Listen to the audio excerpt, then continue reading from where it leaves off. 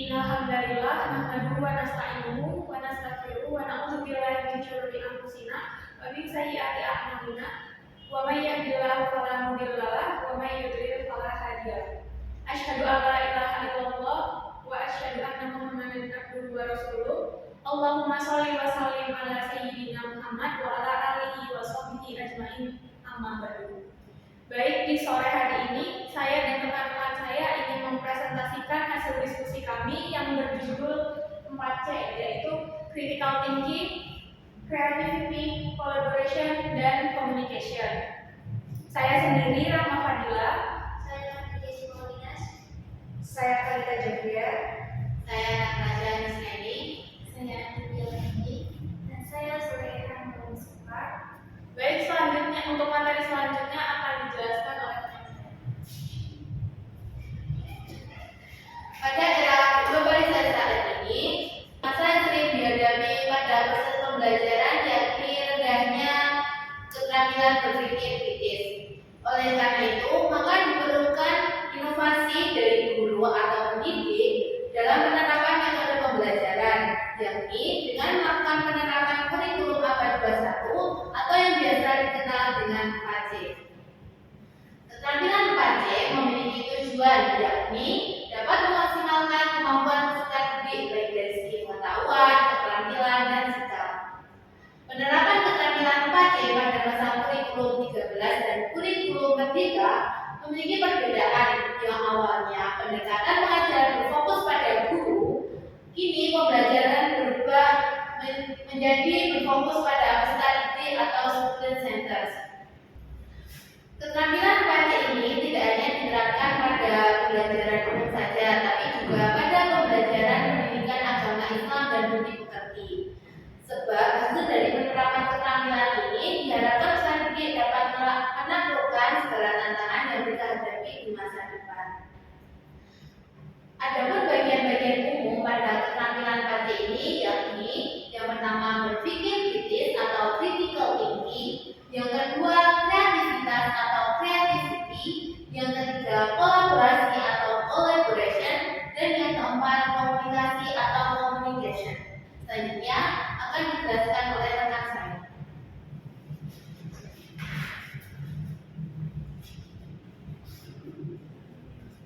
Baik, yang poin pertama adalah critical thinking. Apa sih critical thinking itu? Jadi critical thinking itu dalam bahasa Indonesianya adalah berpikir kritis, yaitu suatu kemampuan dalam memahami persoalan atau problem dengan mengaitkan satu informasi dengan informasi lain sehingga menghasilkan suatu asumsi dan menemukan solusi dari suatu permasalahan yang dihadapi. Keterampilan berpikir kritis mencari kemampuan mengakses, menganalisis, dilakukan, dan dikuasai. Jadi berpikir kritis dengan penyelesaian masalah atau problem solving itu dua hal yang saling berkaitan. Karena berpikir kritis merupakan landasan dalam penyelesaian suatu masalah, sedangkan problem solving adalah bentuk implementasi dari berpikir kritis. Pada hakikatnya, berpikir kritis merupakan suatu keadaan di mana individu dapat menyelesaikan permasalahan dengan mengupayakan suatu proses kegiatan analisis untuk memecahkan masalah. Selanjutnya akan disampaikan oleh rekan saya.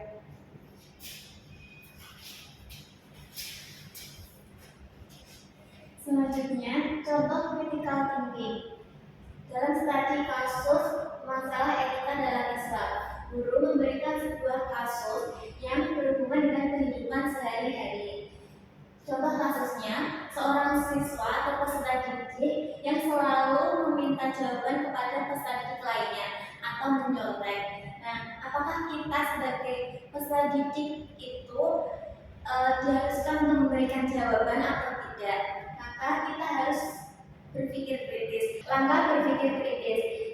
Yang pertama, identifikasi masalah. Kita harus memahami situasi secara mendalam.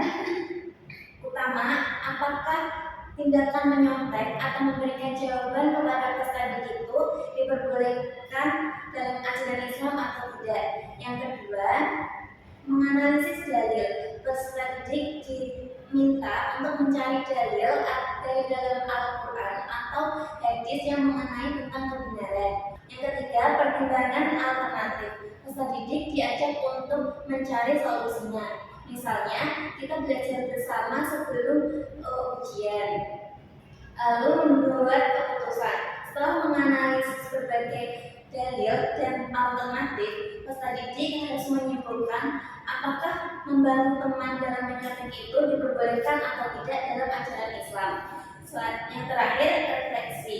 Peserta didik juga diajak untuk merefleksikan diri apa dampak terhadap diri sendiri, teman, dan lingkungan saat mencontek atau memberikan jawaban kepada teman lainnya. Dengan cara ini, peserta didik dilatih untuk berpikir kritis.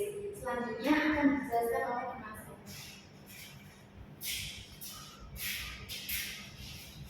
Selanjutnya ada kreativitas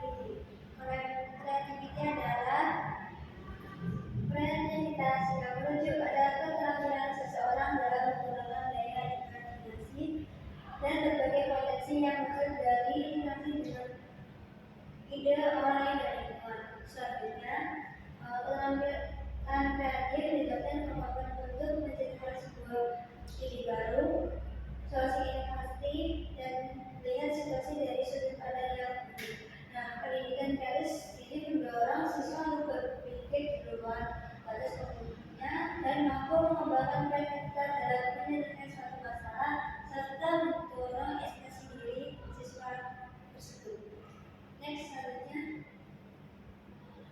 contoh penerapan kreativiti ialah membuat sebuah video dakwah kreatif. Nah, seorang murid akan diminta untuk membuat video pendek yang berisi pesan dakwah tentang nilai-nilai Islam seperti berbiasa, berpuasa, atau memberi kedua orang tua. Mereka bisa menyampaikan pesan ini melalui cerita singkat, animasi, atau bahkan sendiri. Penerapan kreativitas seperti ini pembelajaran agama Islam menjadi lebih baik dan mendorong seorang siswa untuk memahami ajaran agama melalui cara yang lebih maksimal dan inovatif. Selanjutnya akan dilanjutkan. Ya, selanjutnya teman-teman, di sini ada kolaborasi. Kolaborasi adalah interaksi timbal balik dalam mencapai sebuah tujuan. Keterampilan berkolaborasi dengan individu lain mencakup kemampuan untuk bekerja secara efektif, menghargai keberagaman dalam tim, menunjukkan fleksibilitas, dan menunjukkan keinginan untuk berkontribusi dengan melakukan kompromi demi mencapai tujuan bersama.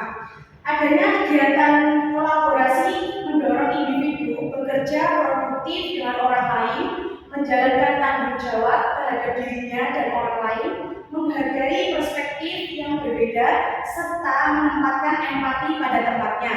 Jadi kolaborasi ini akan menggabungkan individu satu dengan individu lainnya untuk melakukan interaksi dan usaha bersama untuk menyelesaikan suatu masalah. Jadi di dalam kolaborasi pembelajaran yaitu untuk peserta didik diajarkan untuk berkolaborasi bersama teman-temannya untuk menimbulkan sebuah ide baru yang beragam dan inovatif.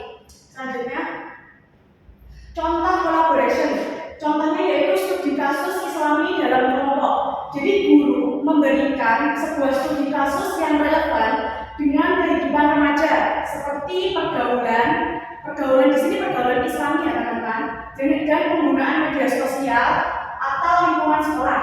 Siswa dalam kelompok diminta untuk menganalisis kasus-kasus tersebut berdasarkan ajaran Islam dan memberikan solusi Islami secara bersama-sama. Setelah itu, mereka menyatukan solusi mereka ke kelas untuk didiskusikan.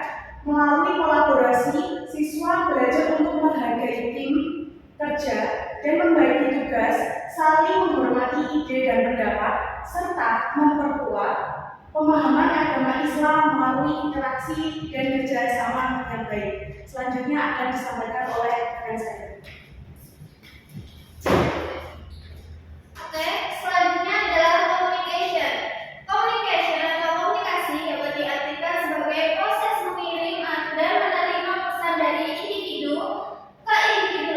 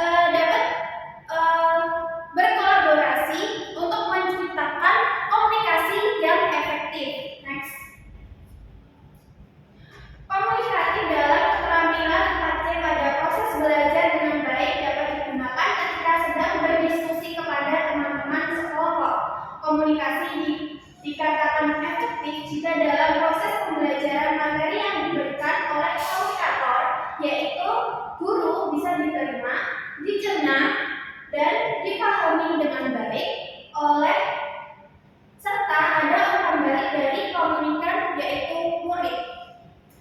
Next.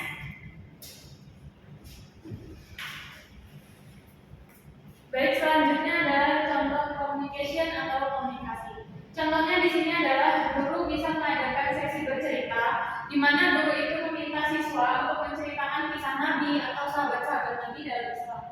Siswa harus menyampaikan cerita dengan cara yang menarik dan penuh makna.